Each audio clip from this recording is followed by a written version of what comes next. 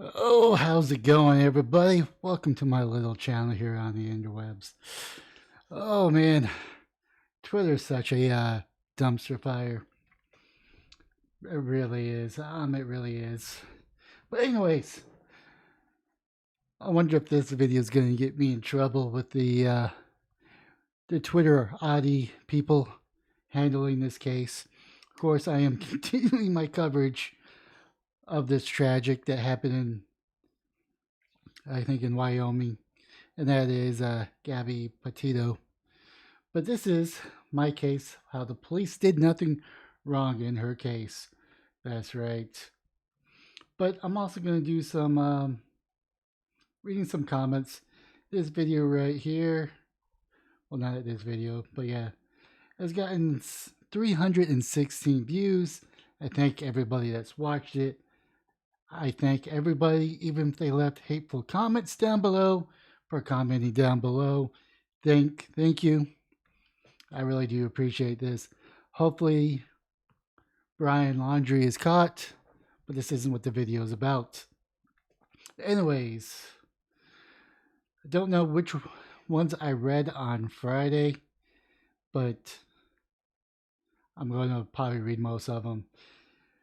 For this person, the comments below reveal the education system in this country has failed, assuming they are Americans, innocent until proven guilty. Yeah, and sadly, unfortunately. Of course, we got from 3 days ago, the video release shows that he might be the victim.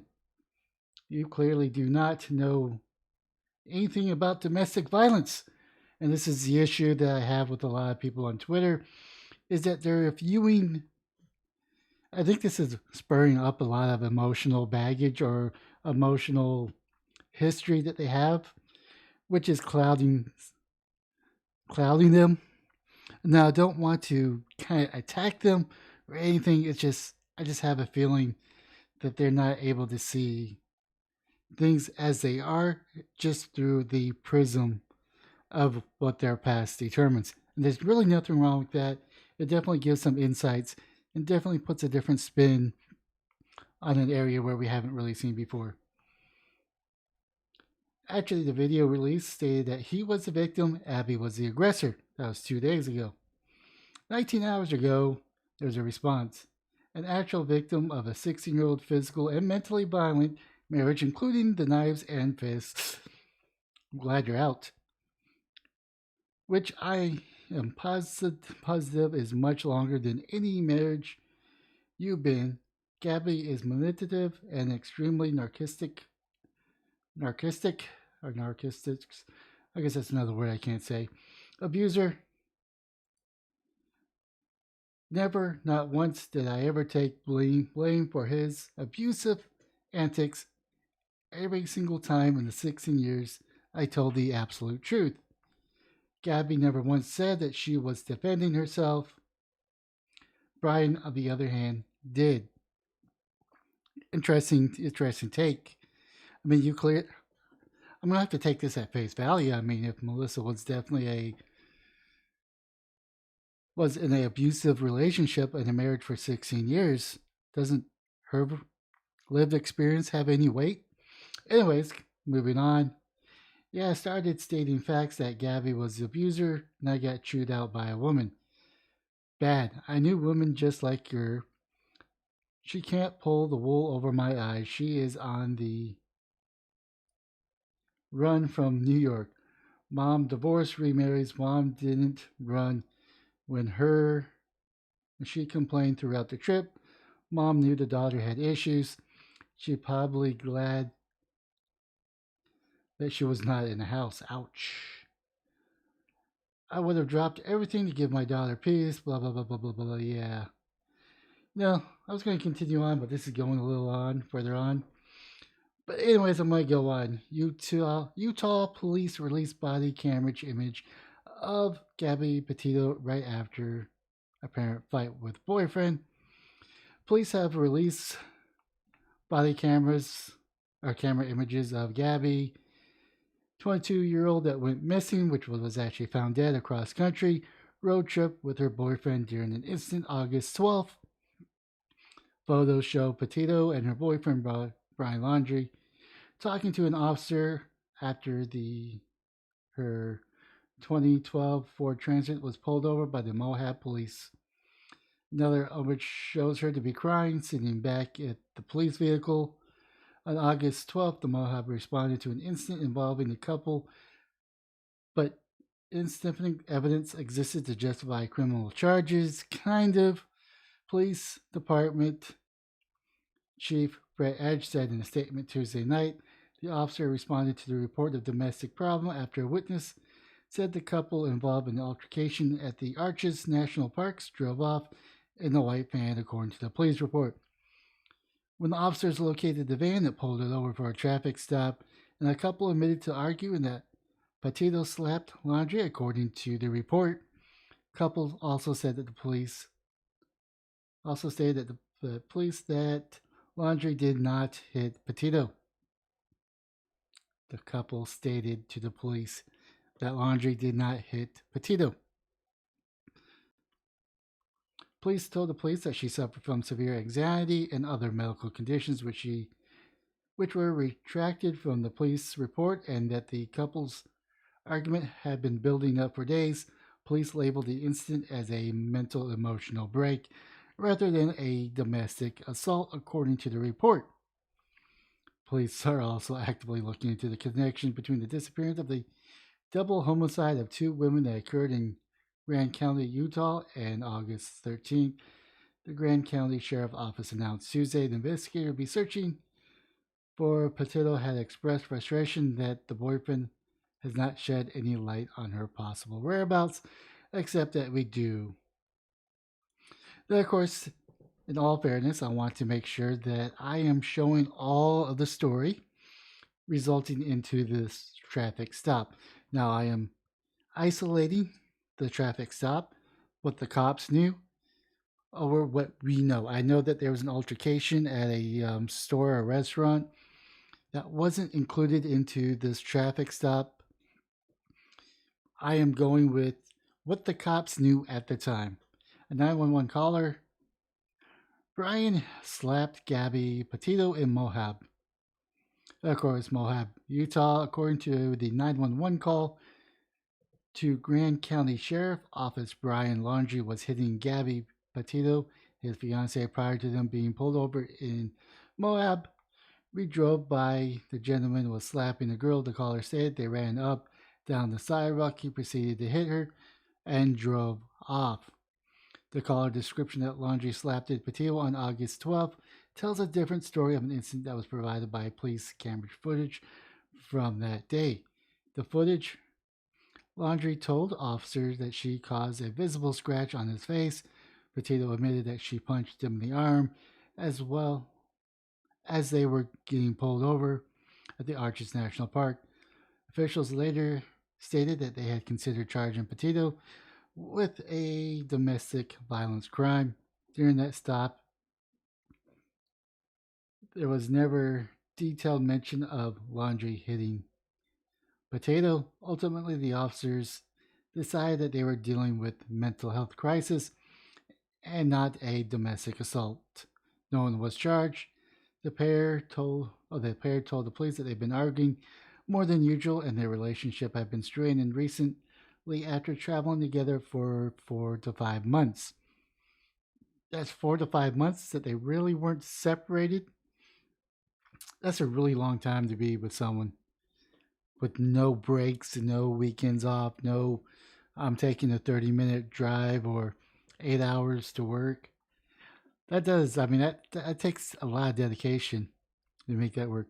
Officers helped arrange lodging for Laundrie while Petito retained possession of the Gabby retained possession of the van, and they were told to stay separate from the night. And of course, we have former MOAB Police Chief weighs on the Petito Laundrie incident. Like I said, this video might be a little bit longer than my normal ones, but I wanted to make sure that everything gets said here. Former police chief of MOAB Police said that the officers did as they were trained. Their interaction with Gabby and Brian after the city announced it would investigate the incident that garnered national attention. Former police chief Jim Winder left the post in 2019 after nearly 2 years within the department. He acknowledges that the training and expectation of officers may have changed since he left. August 12th incident involving a report of possible domestic dispute between a couple traveling through MOAB on a cross-country trip. That's just pretty much announcing that there's going to be an independent investigation.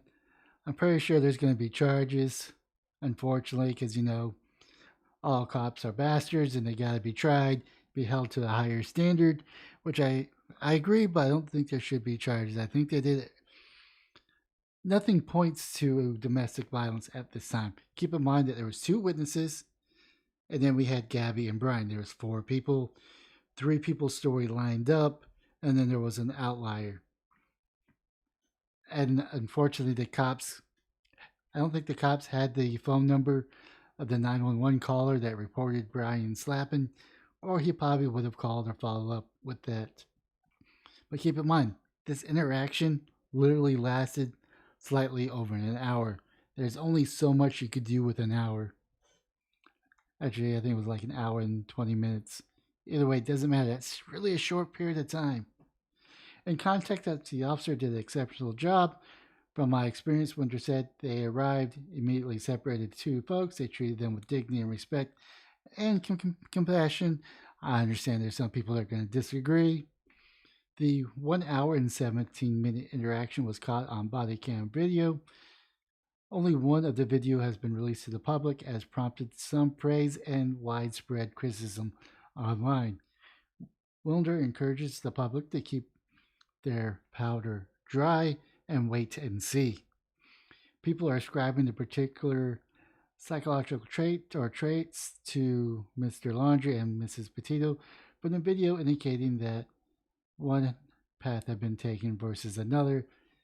They had arrested someone, no one would have died. These are interesting topics of the conversations, but they're not real, Winder said. We have to begin to treat these officers with dignity and respect and allow the same process to take place before we vilify or make judgments about their actions or inactions. Being on the street is different than being at your home in your armchair and reviewing these videotapes. Oh, that's got to burn to some of those people. MOAB confirmed that the KLS, as officers did not perform what was known as the Lethality Assessment Protocol, or LAP, a series to direct questions designed to assess the risk of danger to the domestic violent victims and are connected him or her with a counselor. Willard said that the officers are trained in LAP while he was in chief MOAB, but he said that is not something they expect to do on every domestic call. Here's the reality of the LAP. It is not commonly used in circumstances where we refer to law enforcement as rolling domestic, he said, referring to the incident involving Gabby and Brian. I don't know of an agency that would deploy LAP in that circumstance. Why is that? Well, it's a really good question. I think the perception is that this is a short-term eruption. Don't worry, I'm almost done. Here's your reality. I already read it. I don't know of an agency. I already read that. The joint statement announced the investigation. Thursday, MOAB City of the Police Department said, at this time, the city of MOAB is unaware of breach. Police Department during this incident, however, the city will conduct a formal investigation. Based on the results, will take any steps that may be appropriate to understand that the individuals can and view the same situation in very different ways. We recognize how the death of Miss Potato more than 2 weeks later in Wyoming may lead to speculation in hindsight about the actions taken during the incident in MOAB. The purpose of the city is the formal investigation to gather underlying facts and evidence to necessary to make a thorough and informed evaluation of such actions. Like I said, we have the luxury of seeing this in hindsight, which is 2020. I understand it's easy to make speculations, to connect dots which may or may not be there, but I also want to actually watched the interaction and actually read the transcripts. There's a lot that I didn't catch during the video, and then I was reading it. Some things kind of like stuck out, and the reason why they didn't arrest Brian is because both Brian and Gabby said that she didn't hit him. I understand that certain people out there that says that she's covering from him. We have a witness that say that he didn't hit Brian, but we have this 911 caller outlier. The police on the street during the traffic stop had to make a judgment call. I don't know if it was the right one or not, but they're going off the information that they had. You have three people that connects the connected dot that had similar enough in the story for it to be true. And I don't know why they dismissed the 911 call. Maybe because it wasn't written or because it was the outlier. I don't know. Those are questions you have to ask the officers. So I think the speaker 2 is the male park ranger. He just grabbed you. Did he hit you? Hit you though? It's okay if you're saying that if you hit him. And I just want to understand if he hit you. But I want to know the truth. If he actually hit you. That was at 8:52 of the timestamp. Inaudible. Where did he hit you? Inaudible like this. He didn't hit me. Inaudible. Did he slap your face or what? No, he grabbed me with his hand. Inaudible. So she got some marks on her. Actually, this is at 12-minute mark. So she got some marks on her too. We're just trying to figure out what happened here. I know you were probably told that the story, the officer's probably going to be the one handling the case. You want to listen to what he has to say. You can tell him what happened. You will, if you don't mind. So I'm actually skipping the whole punch of it. This is just something that struck out to me at the 21-minute marker. So he said that he never saw the male strike the female. He saw the male trying to lock her out of the vehicle. She even told us that he was trying to lock her out of the vehicle, and he told him to go take a walk. Maybe it's her, I don't know. So that she was trying to get in. She eventually couldn't get in and actually clawed her way in through the driver door. He says, I don't understand why she's doing that.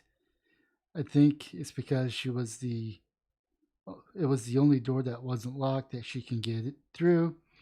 She's trying to get over him. He's trying to disengage from her. I guess he hung her backpack on the back, probably so she would have her stuff, so that he didn't have to engage with her. 21 mark and 32 seconds. Everything she is saying is the same thing. I haven't heard what he said, but if that's what he said, that's also what the witness said. The witness said, I never saw him hit her. I saw him shove her, but I couldn't tell if it was an aggressive against her or defensive against her as far as being the aggressor. So at this point, unless the guy is screaming that he needs to go to jail or did something to this girl, it sounds to me like she is the primary aggressor. Now the problem is her being the primary aggressor is for the incident of the domestic assault to be the male or the female. We shall arrest. Now that doesn't necessarily mean that they'll have to go to jail. We can do the citation if that means that one of the three criteria, which one of them is that we can assure that they're not going to further risk each other's safety. But the problem with that is that they live in the same vehicle. 23 mark. So that was speaker 5. Speaker 5. I'm sure it's a little bit of both, as usually as the truth is somewhere in between. He's probably not going to say that he hit her because he probably doesn't want her charged with an assault, domestic assault. He probably would rather say that she pulled the wheel than hit him. You know what I mean? At the 23 mark, speaker 5 again. Unfortunately for her, just because he's bigger and stronger, even if he's not willing to press charges, we can't treat this any differently than if the male on female violence. We're going to have to charge her and we're going to do a citation. If there's some agreement that can be made to separate them, and then we have to let them know that there's a no contact order in effect. Then we'll have to let him know the only way is to drop is going into the police department during business hours and fill out a waiver, which, by the way, what's today? Thursday? So she's kind of in a tough spot. I know. Unless you have an idea how she cannot go to jail to be separated. Do you have friends in town? This is at the 26 mark. Is there somewhere she could stay tomorrow if you want to? It's up to you. Brian Laundrie, can I go to jail? Why would he ask that? I mean, I'm just kind of curious. Why would he ask that? You can't go. You can't go because you don't have any charges against you. You did nothing wrong, Officer Robbins. Officer Pratt, he does have mark on him. The witness says they were caused by you slapping him. And even if you say you slapped him and you were the aggressive to first, you don't have anyone actually saying that he punched you aggressively. Sounds like it was shoving in the matter. It was probably more consistent that you were trying to prevent you from entering the van or get space from you. Not inaudible. If that makes sense. So if the tables were turned, he would be beating on you and you were shoving him. Of course, we would be going to look at, of course, she is defending herself to get away from this guy. So we're kind of looking at the same way with him. We have to treat both fair, and even if he's bigger male and you're smaller female, the law doesn't say, hey, Officer Pratt, Officer Robbins, you can't treat people differently based on their gender. You can't even make sense. He probably could not physically destroy this man. I think they were just talking amongst each other. Don't exactly remember. At the 48 marker, Officer 3, Gabby, this is a very important question. How you answer this is the question that's going to determine what happens next. But the only person that can answer this question is you. Affirmative. Think very hard before you answer the question. Do not quickly answer it. Think very hard. When you slap him those times, were you attempting to cause him physical pain or physical impairment? Was that what you're trying to attempt to do him? No, never. What were you attempting to do? What was the reason behind slapping and stuff? Was that where you were attempting to accomplish by my slapping him? I was trying to get him to stop telling me to calm down. So those were the interesting parts. Now I know the very last part was when they were saying their goodbyes through proxy. Gabby says make sure Brian doesn't forget his charger. Yada yada yada. I mean, this is really difficult to dissect, but we have to isolate. There were two witnesses, and then we have Gabby and Brian. Three of the people stories line up. One story did not line up. I don't know the reasons why they didn't do a follow up. Maybe they didn't provide a phone number. But we do have a sworn written statement from a witness showing Gabby being the aggressor. Everything points to, at this particular time, in the cops' view of mind, that Gabby was the aggressor. And that's why I think they did nothing wrong. I know there's going to be people out there that's going to disagree with me. I've laid out everything that I could possibly think of. I mean, I understand that there was an incident at that store or restaurant. I may look into that, or I may not do another Gabby Brian video until Brian's caught. Because quite frankly, where I get most of my information is Twitter, and of course the news isn't being very productive of doing leads because there's no real new leads, which is kind of frustrating when you try to keep things going. I may focus on something else for my next video. Anyways, leave a comment down below what your thoughts. Do I have it wrong? Do MOAB Police get this completely wrong? Or am I in the right? Or is there somewhere in between? I'd be interested to know what your comments down below are. Smash the like and subscribe button if you like what I'm producing. Share my content. Leave hate email. Leave hate messages that I'm a scum of the earth or even entertaining that the police are right. Whatever you want, but most importantly, have yourself a wonderful day, morning, or evening.